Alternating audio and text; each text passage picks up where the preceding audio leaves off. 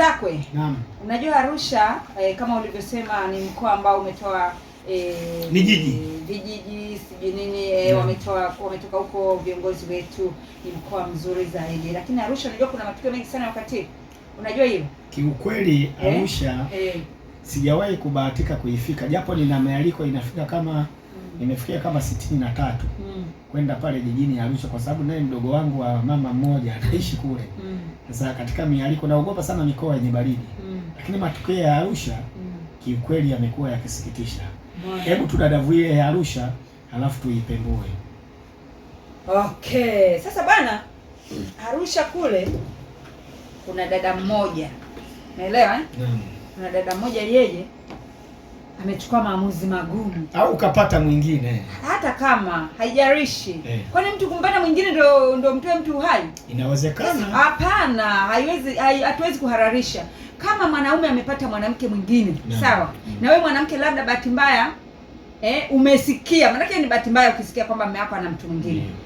Huwezi kumuoa mwanaume. Wewe unachotakiwa sasa uamue ubaki pale pale mbanane au au uondoke. Yaani kuna mawili, kuondoka na kubaki. Ukishasikia mtu wako na mtu mwingine, lakini sio jukumu la kuweza kuchukua hatua ya kuweza kumuoa. Ngoja Mzakwe tusipoteze muda sana. Maana hapo tutabishana.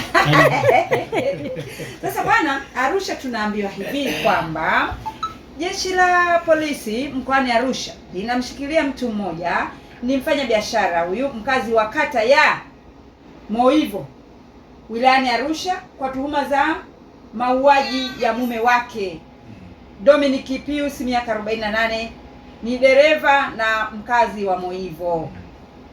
Akitoa taarifa hiyo, kamanda wa polisi mkoa wa Arusha SACP Justin Masejo amesema mtuhumiwa huyo anadaiwa kutenda kosa hilo Julai 29, 2026 muda wa saa 8 usiku huko katika maeneo ya Moivo kwa kumchoma shingoni kwa kutumia kitu chenye ncha kali, na kuongeza kuwa uchunguzi wa tukio hilo unakamilisha kwa hatua zaidi za kisheria. Kuna mwanadada ambaye anaamua kumuua mume wake.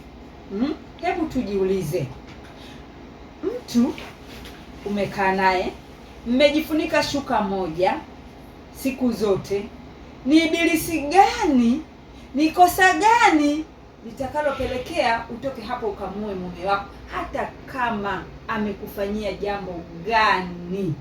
Nadhani Mzakwe utakuwa umefuatilia vizuri sana hii taarifa. Vizuri sana. Na uliona wale watoto jinsi walivyokuwa wanahadithia. Naam. Na unamuua mume wako mbele za watoto. Kweli? Ni ujasiri gani? Ni ujasiri. Naomba niwaulize swali. Ni ujasiri gani mnaovaa wa mama ninyi? Kwa sababu nimeona tukio la huyu binti wa Msoga ni mumama. Na ninyi mko hapa wawili. Mimi mpaka naona aibu. Niwaombe mniambie. Seme mama zangu, dada zangu. Ni kweli matukio yanaumiza na wanaume inawezekana tunawatenda sana. Lakini mpaka huyu dada kuamua kufanya hili tukio, kumuondoa uhai mume wake, najiuliza ni kwamba tayari sasa iko kwenye vyombo vya sheria na lazima upelelezi ufanyike ili aweze kupelekwa mahakamani. Ameacha watoto wawili. Ni kwa jinsi gani hawa watoto wanakuja kuishi kwa namna gani? Bahati nzuri mtaani huwa tuna lugha tunatumia, ukishakuwa na doa basi doa lile linakuwa linatembea. Doa linatembea kwa sababu mimi mdogo wangu alishawahi kufanya tukio la kuua mtoto wa mama mkubwa. Nilitumia nguvu kubwa sana. Nafikiri wakati tunakwenda kumalizia nitaisamalizi hii hadithi. Nilitumia nguvu kubwa sana kwa weledi na talent niliyopewa na Mwenyezi Mungu, kwa sababu nimekuja mjini nikiwa kijana mdogo. Lakini mpaka leo ikaweza kusimama, lakini bado ninarudia kusema roho ya kuua haiondoki, na ndio maana unaona hata mtangazaji Joyce na dada yangu Winnie wamekataa, kwa sababu ukivaa roho hii haiwezi kuondoka, na ni kitu cha hatari mno zaidi ya sana. Bado ninarudia kutoa rai, ukiona mwenzako amekukwaza, yawe ni mambo ya ndani kabisa ya nyumba, kwa sababu kuna mambo ya nje ya jengo lenu, lakini kuna mambo ya ndani ya jengo lenu chumbani. Basi hebu muombe Mungu, piga magoti kwa namna nyingine yote, omba msaada mahali pengine popote. Swala la kuua, ukishaua wewe huruhusi kujieleza mahali pengine popote. Sawa, Muzakwe. Mimi kwanza turudi hapo. Unadhani huyu mwanamke mimi nimekataa kuvaa hivyo viatu. Ila sasa hapa stupo tunatoa elimu, tunaongea. Unadhani amekurupuka? Hapana. Hapana. Kuna jambo mwanaume kwa mkweli. Kuna jambo mwanamume amemfanyia na inawezekana ameonywa zaidi ya mara nyingi. Lakini ikaonekana sasa kunakuwa na msuguano. Siku zote hasira ikipandikizwa kwa muda mrefu inageuka kuwa kichaa ambacho daktari akithibitisha tutakupeleka Mirembe pale Dodoma na niko tayari kuchangia na wewe. Lakini daktari asipothibitisha utachukua kitu chenye ncha kali au mti wowote na unasema unalipiza kisasi kumpiga mwenzi wako, kumbe unakwenda kuua. Tayari roho amekwisha kukukaa. Kwa mimi niwaombe ndugu zangu, wanaume wenzangu. Wewe waombe wanaume, mimi naomba wanaume. Wanaume tunapojaribu kufanya matukio ya kuwakaraisha wake zetu. Ukiona mwanamke ana sababu kubwa 3 ninazozifahamu mimi.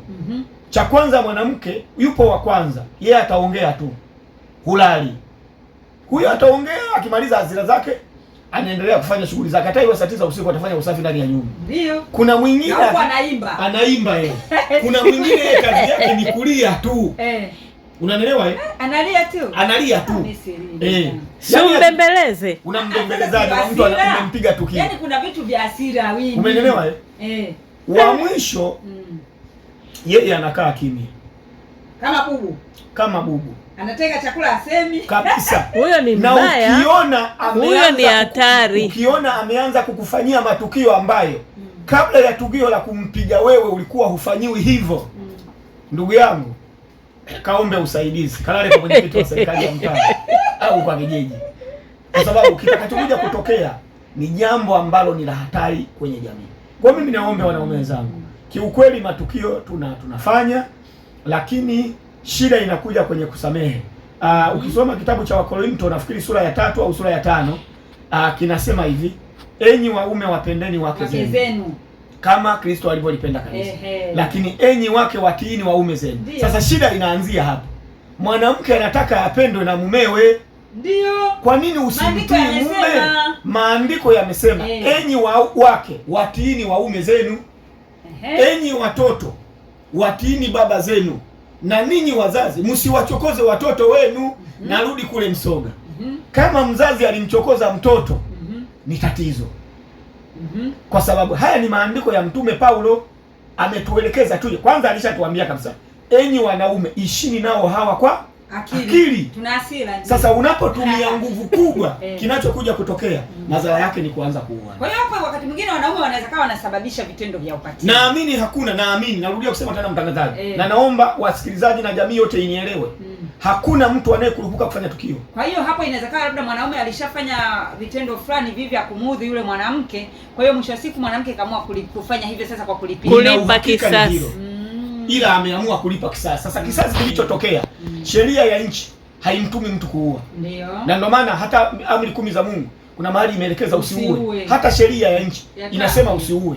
Hata sheria ya nchi inasema usichukue hatua mikononi mwako, yani kujiamulia. Unapojiamulia hilo ni tatizo kwako. Sasa kinachoniuma zaidi, tunaacha watoto wawili wakiteseka mtaani. Mume kafa, mke yuko sero.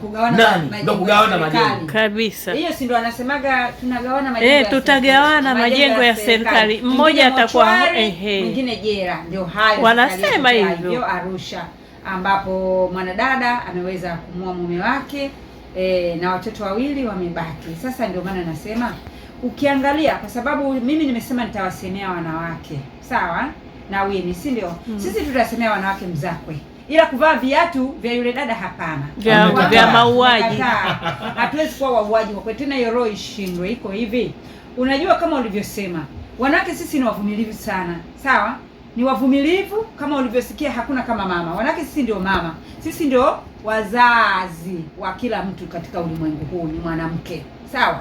Na kama atatokea mtu atajifanya yeye ni mwanamke lakini kumbe ni mwanaume, huyo bado sio mwanamke. Mwanamke ndio sisi hapa ambao tumezaliwa katika jinsia ya kike. Sasa inapotokea mtu unaishi na mwanaume wako ndani kama ulivyosema, sawa? waume mwapende wake zenu, nanyi wake watiini waume zenu. Pale inapotokea mwanaume anaanza kufanya vitu ambavyo yani vinaleta taharuki ndani, mwanamke hamuelewi. Unajua kuna wanaume wa ajabu sana, lazima tuwe kweli. Na hayo mambo ambayo yanasababisha ukatili. Haiwezekani mwanaume kila siku unarudi nyumbani unasema huna hela lakini umelewa. Na hata huyu marehemu aliyeuliwa, unaona ni ukatili kwa mke na kwa watoto. Hata huyu marehemu ambaye ameuliwa, si kwamba anarudi amelewa. Haiwezekani kila siku wewe unarudi nyumbani usiku saa 8 saa 9 wakati umeshaniambia kazi yako mwisho saa 12. Kwa hiyo inaonyesha mwanamke anaanza kujenga picha kwamba huyu mume wangu tayari ana mtu. Mwambie mwenzako ukweli, mama nawe pia mwambie mwenzako ukweli. Kuoneana wivu sawa, wivu pia ni sehemu ya mapenzi, lakini wivu usilete madhara katika familia yenu. Tunavyoenda kuangalia ile taarifa ya Arusha bwana, unajua tunajua kama mtoto anapokuwa na wazazi kama bado wapo, basi mtoto hana chake. Lakini sasa hivi ndio hivyo tunavyosema, watoto wa siku hizi sijui wanaenda wapi. Mtu anadai urithi wakati babake eti bado yupo, inakuwa haiwezekani. Sasa bwana, unaambiwa kuna kijana mmoja anashikiliwa na jeshi la polisi mkoani Manyara, Arusha hiyo, kwa tuhuma za kumfukuza baba yake mzazi Mzee Juma miaka 85 katika nyumba yake mwenyewe kufuatia mgogoro wa kifamilia. Baada ya taarifa ya tukio hilo kusambaa, mkuu wa mkoa wa Manyara akiwa ameambatana na kamati ya ulinzi na usalama ya mkoa walifika nyumbani kwa Mzee Juma kufuatilia kwa karibu kilichotokea.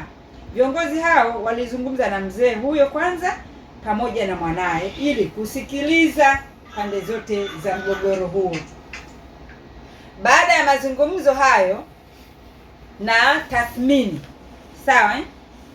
ya awali ya tukio, mkuu wa mkoa alitoa maelekezo kwa jeshi la polisi kumkamata kijana huyo kwa ajili ya uchunguzi na hatua zaidi za kisheria kuchukuliwa.